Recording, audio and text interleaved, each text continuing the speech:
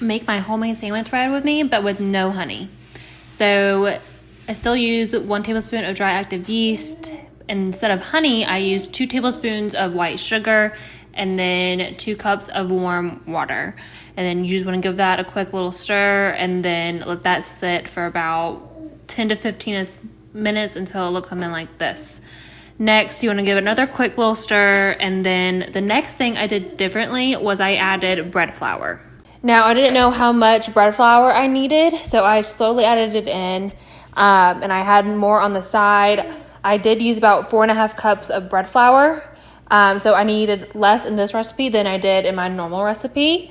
I just wanted to see the difference in bread flour versus the all-purpose.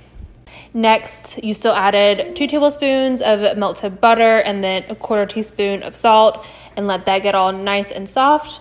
And then I still put it in my oven with no temperature on, but with the oven light on for 1 hour.